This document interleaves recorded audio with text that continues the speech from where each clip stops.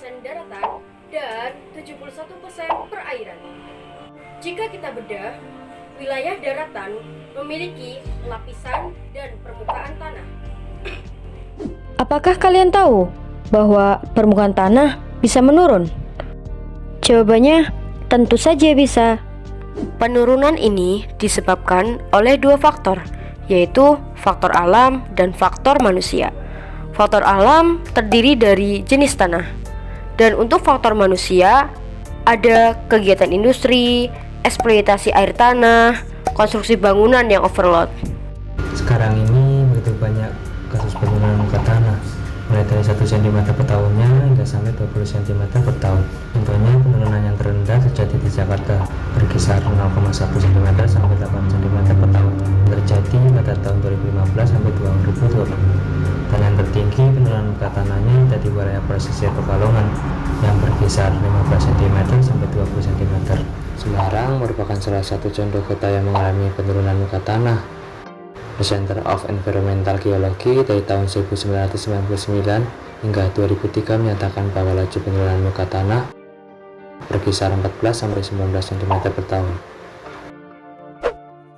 Lalu pada tahun 2016 terjadi penurunan permukaan tanah terbesar di wilayah Kecamatan Genuk, yaitu 10,35 cm.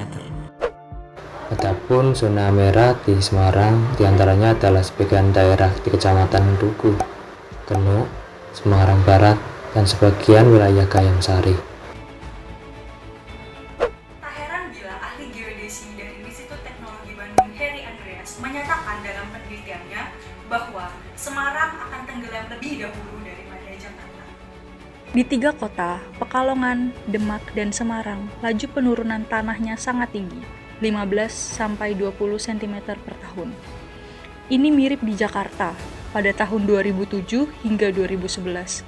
Sangat mengkhawatirkan sebenarnya, ujar Heri Andreas. Tentu saja, hal ini sangat mengganggu aktivitas sehari-hari.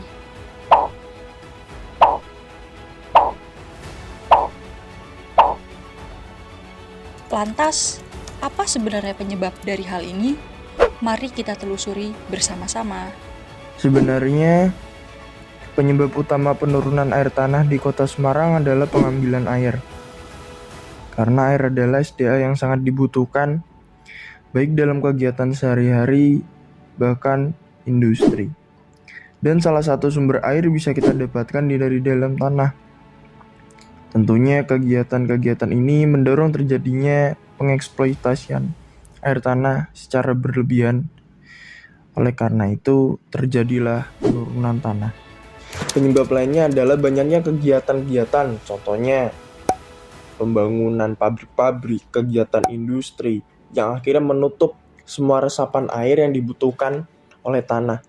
Sehingga permukaan tanah itu ditutupi oleh gedung-gedung yang besar. Jika faktor-faktor ini terus terjadi, maka Semarang akan tenggelam. Tentu menjadi masalah bagi kita semua. Lalu apa solusinya? Pemberhentian pembangunan industri dan difokuskan pada pembangunan RTH.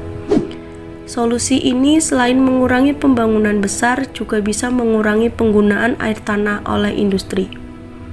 Pembangunan saluran penghasil air minum atau SPAM regional Pertanglong.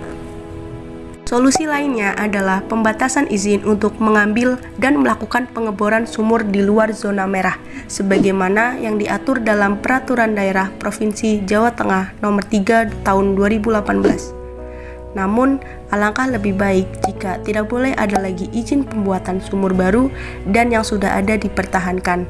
Itu menurut penelitian dari Jurnal Model Konservasi Pemanfaatan Air Tanah yang berkelanjutan di Kota Semarang.